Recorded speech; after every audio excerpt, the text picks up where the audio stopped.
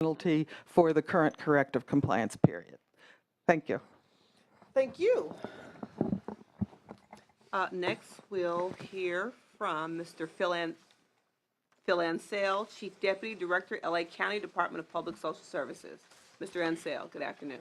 Thank you. Good afternoon, Madam Chair, Mr. Chair, members. I'd like to thank you for the opportunity to speak with you today and share with you the local experience regarding the various changes to the CalWORKs program that have been discussed thus far this afternoon.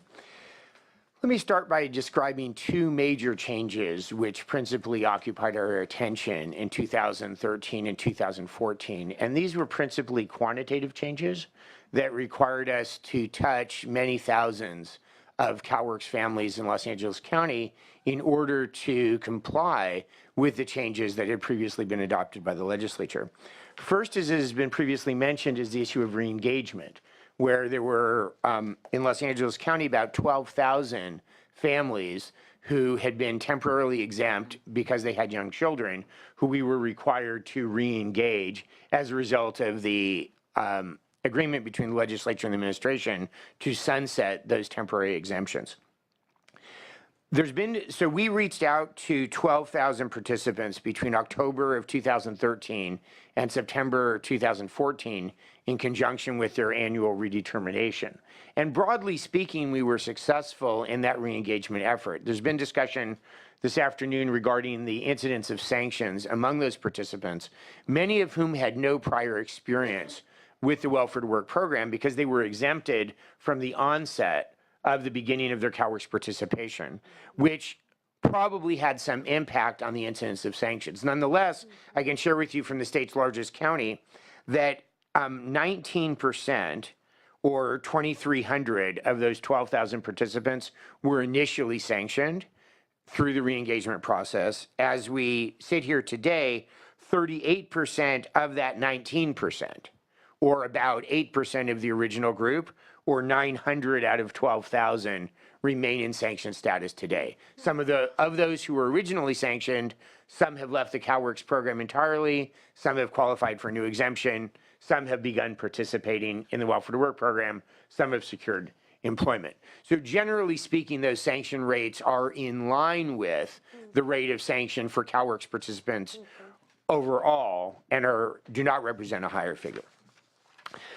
The second quantitative requirement, if you will, was to meet with all CalWORKs participants who were already engaged in the Welfare to Work program and provide them with an opportunity to modify their Welfare to Work plans based on the increased flexibility provided by SB 1041.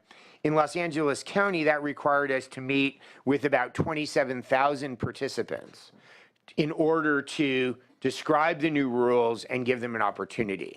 So I guess I really just want to underscore those numbers because our focus as an enormous program during 2013 and 14 was complying with those requirements that touched many thousands of the participants in our program.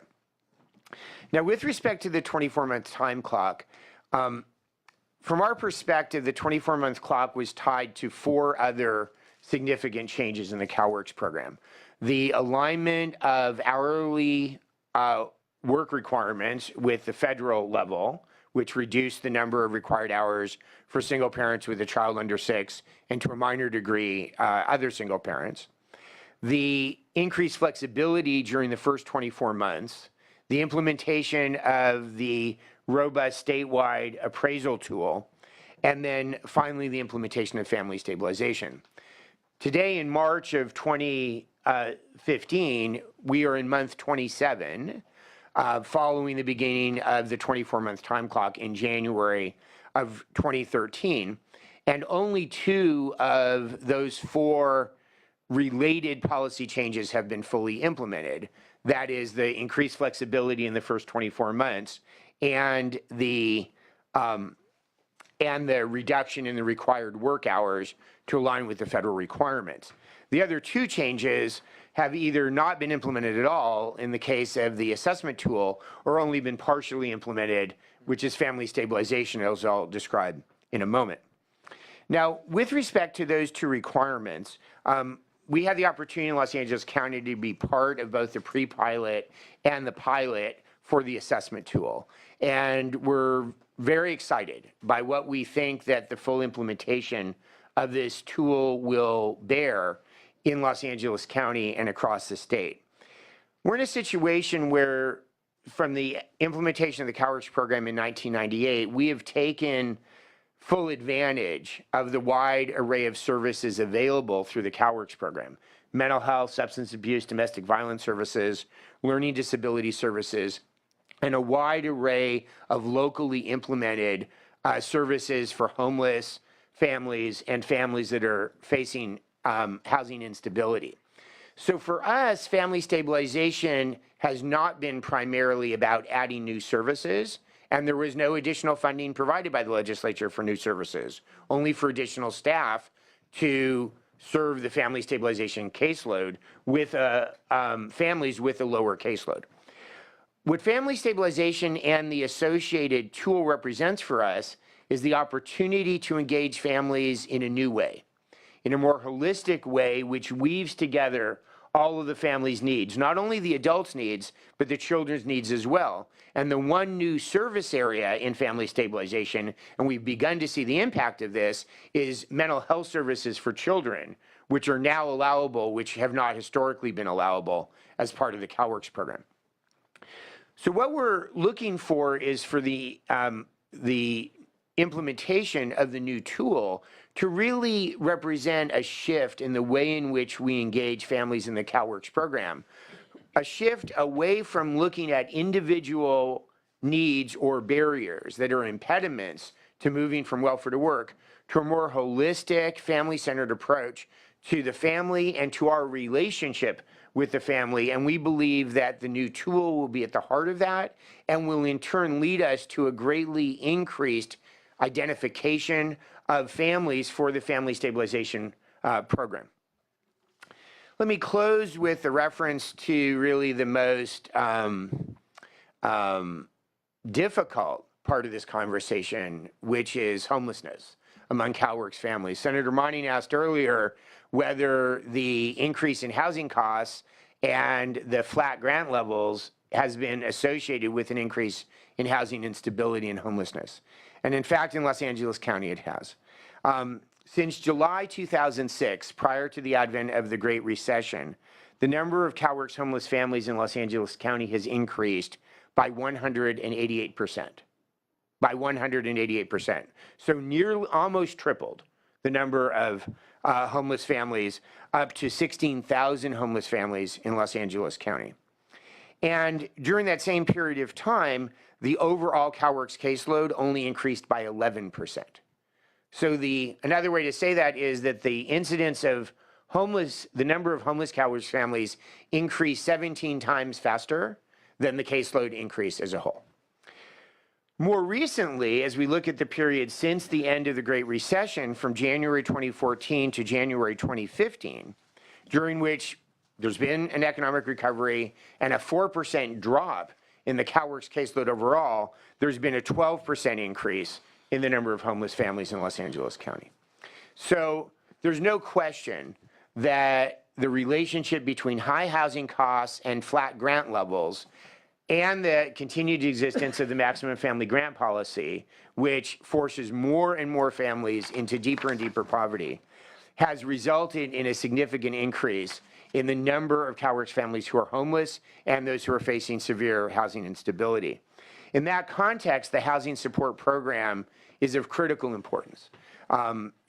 That program provided $20 million statewide in the current fiscal year, $3.5 million of which has come to Los Angeles County. That's well under half of what our identified need is for a full year. And we are using those services in Los Angeles County as part of a full-scale collaborative effort with our Homeless Services Authority and associated nonprofits in a robust rapid rehousing program to serve non-welfare to work CalWORKS families who are not eligible for any housing support services through the single allocation of the ones that we provide locally in Los Angeles County. So in that context, the Los Angeles County joins with the County Welfare Directors Association and the Western Center on Law and Poverty in urging a $30 million increase in the housing support program in the coming federal fiscal year.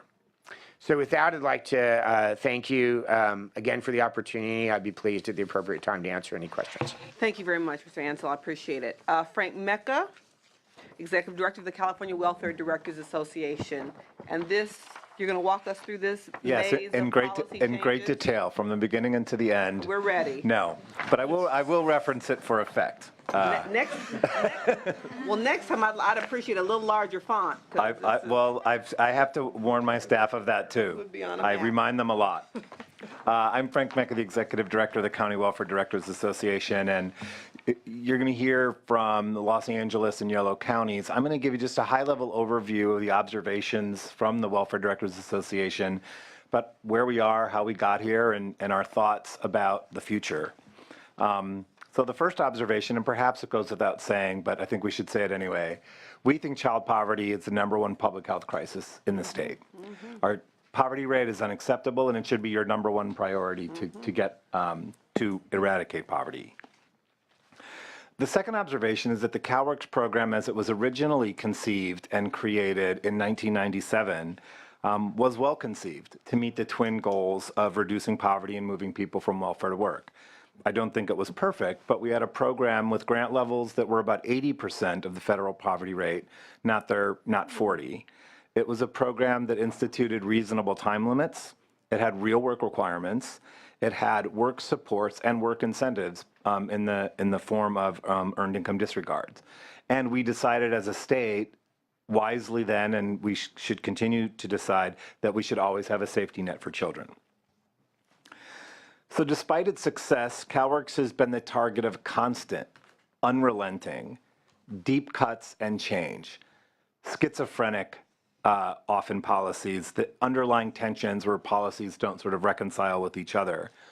And during the recession, because of these deep cuts, we had a significant diminution of work incentives and the inevitable lessening of work requirements due to those cuts. We took over $1 billion out of welfare to work services and told people with very young children, we're sorry, we cannot give you services. You don't have to participate. And those cuts that we'd hoped would only last a year lasted a second year, and then a third year, and then a fourth year.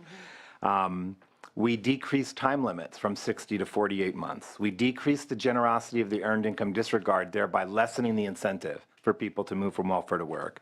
We cut grants and we eliminated the statutory COLA. The grand sum of that, and I'll just hold the chart up, it just shows you that year after year after year, the system absorbed both tremendous cuts and tremendous change.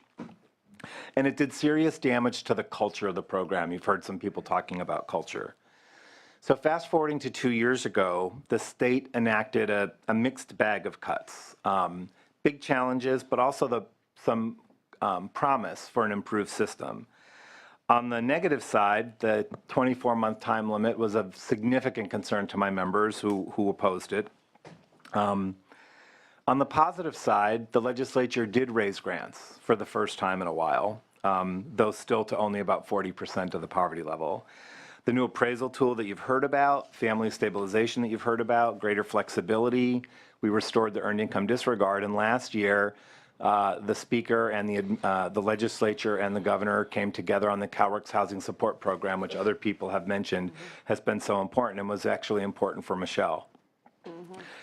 We believe that most of the elements, not all, of the elements are there for an improved system. The system that I think is consistent with the vision that the legislature had when you enacted all these changes. But rebuilding the service capacity and reinvigorating the culture of this program is going to take time for a number of reasons that I'll talk about in a second. You've heard from Mr. Lightbourne and others that this is a work in progress. Some items have been rolled out, some items have not been rolled out. We know that the people who are remain on our programs right now disproportionately have multiple barriers to employment.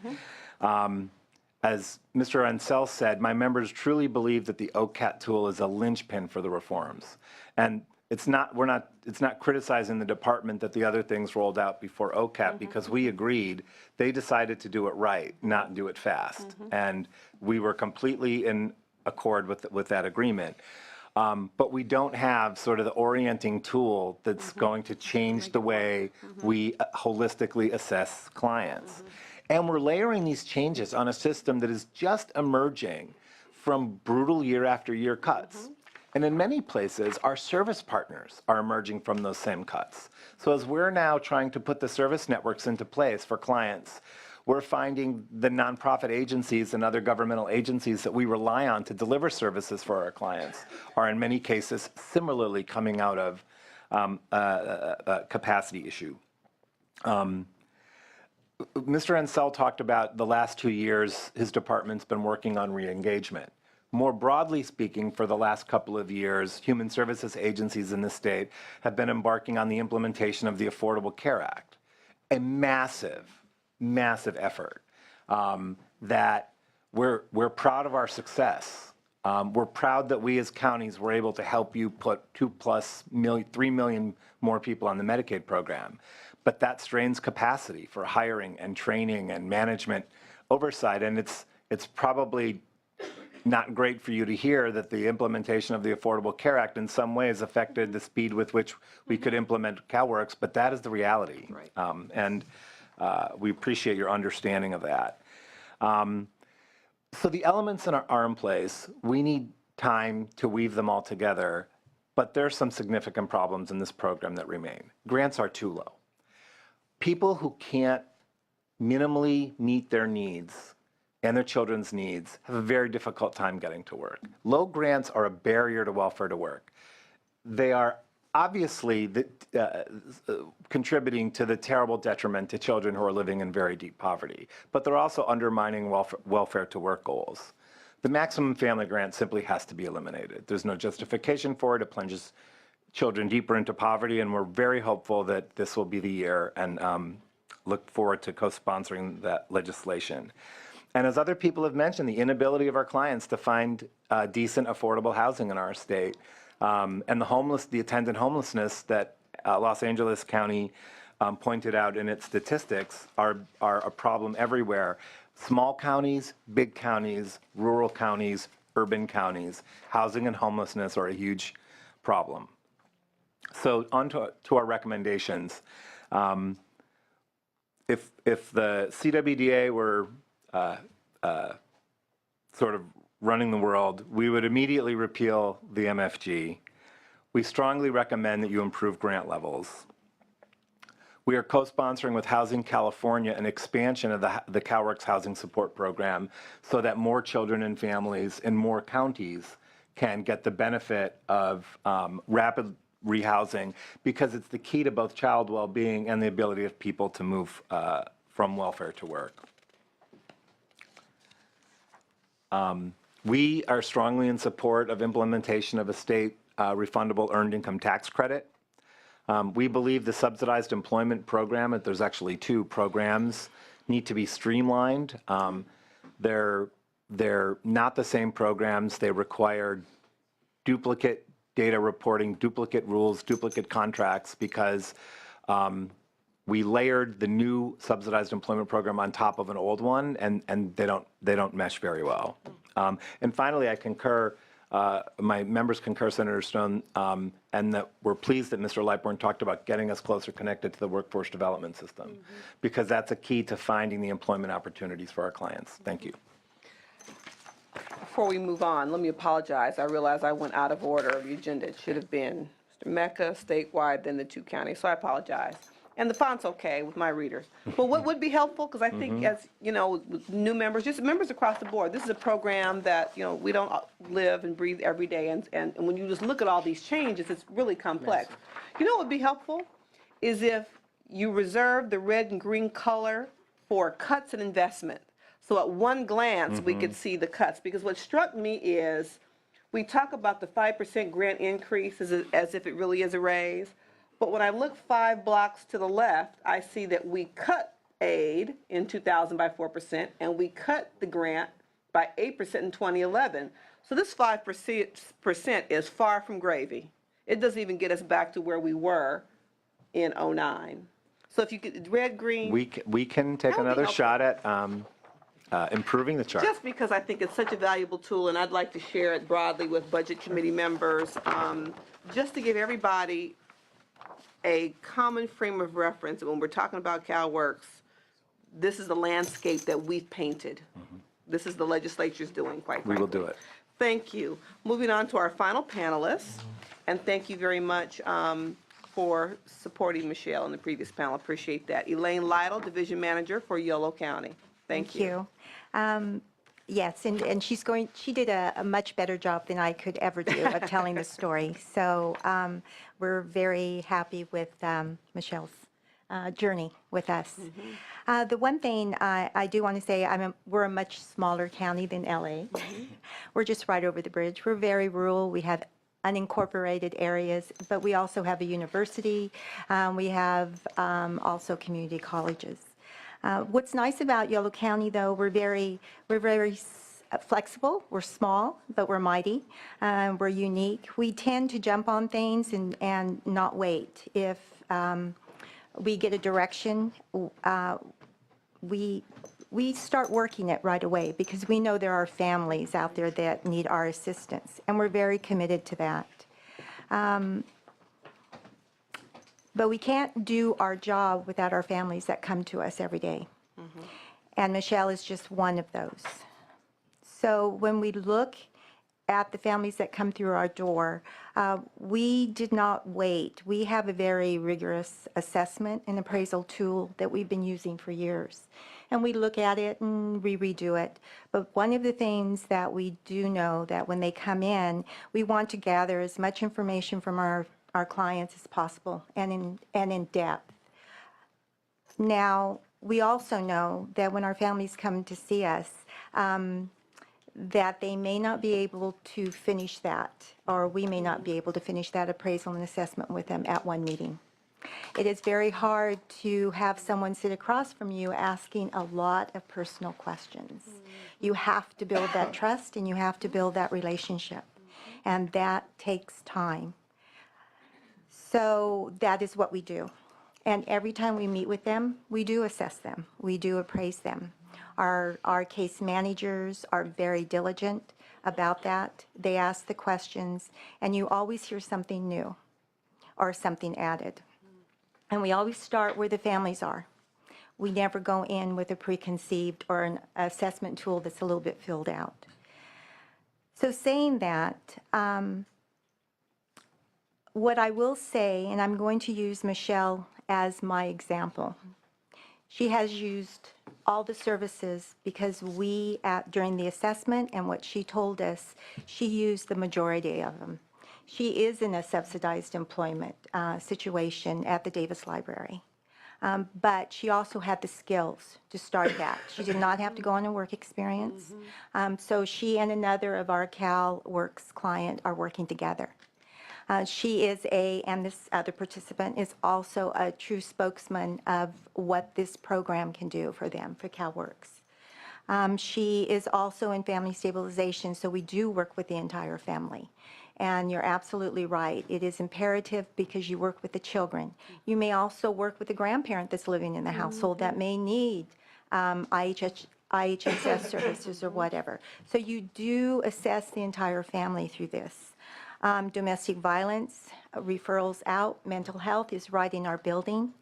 We have both mental health, we have actually 3 departments now, but West Sacramento and Woodland is our largest. They are co-located with us. We just walk down the hall.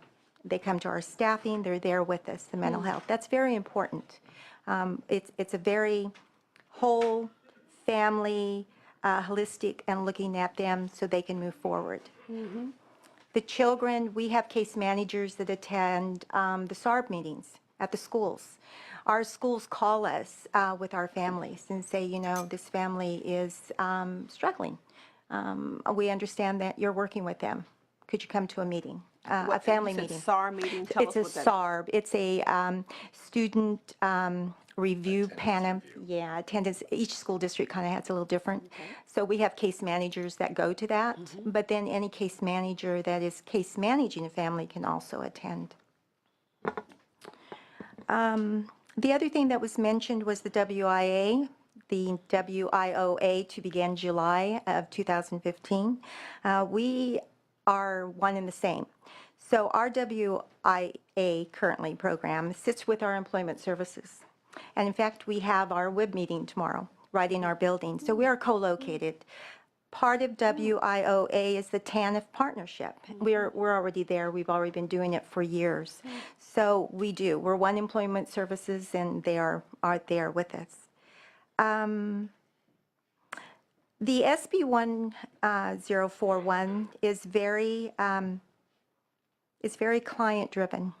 It gives our clients the ability to look at it and make changes in their plan in their life. I don't know how many of us probably started out in a career when we were 18, 19, 25, whatever. Ask us 2 years later, it might have changed. Our clients are really no different, so we really want to be where they are. The other thing that we have the opportunity to receive was the housing allocation. We received the letter September 5th.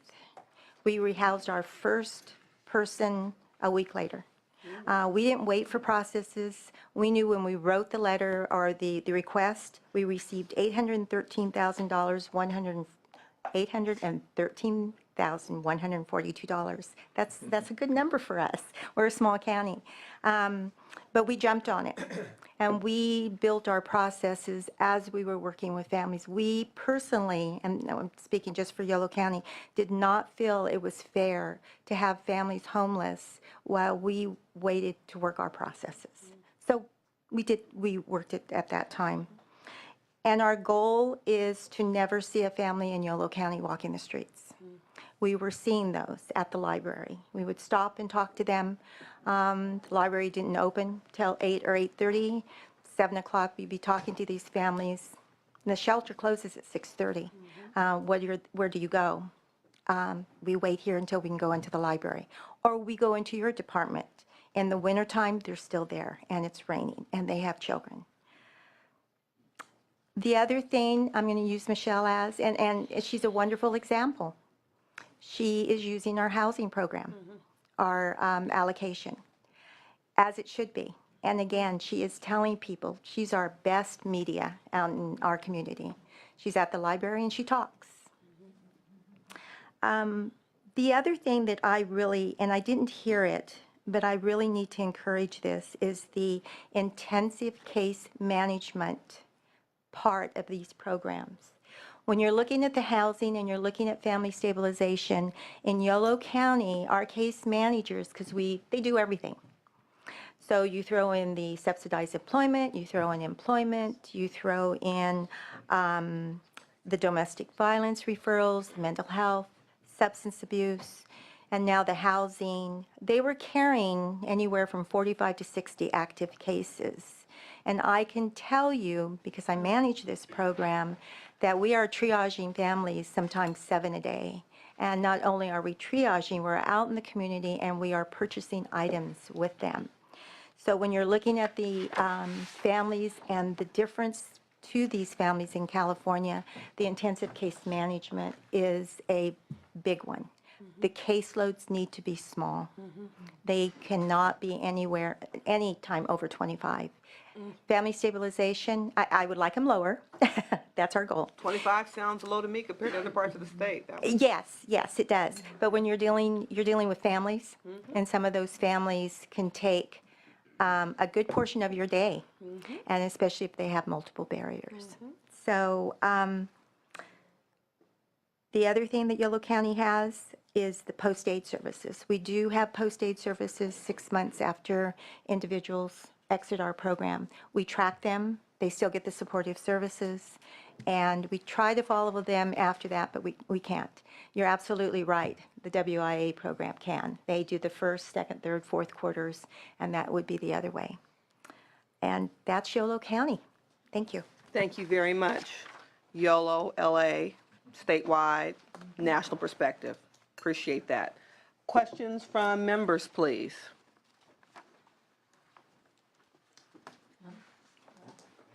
Just very briefly, I don't really have a question, but I really appreciated hearing the stories, the case stories. And I just wanted to congratulate you, and especially Yolo County, because in the end, it's all about the look in the eye when you talk to somebody and having a person who cares in a welcoming atmosphere. And I just wondered if case management, is that part of every CalWORKs program that's like that, intensive? Because I remember a time when just talking about blended funding was a new idea, but it sounds like you're doing it and you're really making every dollar and every bit of energy count, and I appreciate that. So it seems like we might be back to, but is there enough? And I wondered, I was going to ask Mr. Mecca, so if we had a program that worked, which we then cut to ribbons, what would be the estimated cost of reestablishing that program that worked? Do we know, so we have a benchmark? I don't, let's talk about just welfare to work and separate that from the grant, from the adequacy of grants, if we could. From the Inadequacy of childcare slots? and from the welfare to work side, just within the CalWORKs program, at least given the trajectory that we're on, we don't see a huge funding problem. The one area where we actually think we need significantly more resources is in housing assistance, the housing support program. But the state has pretty fairly tried to fund the workload associated with the re-engineered front end. From talking to our member, Senator Hancock, the biggest issue really is time. This is a story one county welfare director told me. I'm hiring 200 CalWORKs workers. I don't know where I'm going to put them because I have to find the building, and all the buildings, I can't find a building in my county. So hopefully by the time our personnel office personnel unit gets around to bringing them on, I will have a place for them. I need to take some portion of them, and I want to develop a certificate program so that they're actually case managers. That's the real essence of the culture change, or maybe going back to the original vision, however you want to view it. And they were working with a local community college to develop a certificate program so that they could put people through, their workers through, so that they can actually gain the expertise to do family assessments and the holistic type of engagement that you've heard about. So on the welfare to work side, I guess I would say cautiously, I don't think we have a huge funding problem, notwithstanding the big problem with housing that we have to do something about. On the grant side, there's a bigger funding problem. Because between the MFG and grants that are about 40% of the federal poverty level, it's obviously, it's a much bigger fiscal chasm, I think, on the grant side than on the welfare to work side, which really requires time and dedication and partnership between the states, the counties, advocates, and our partners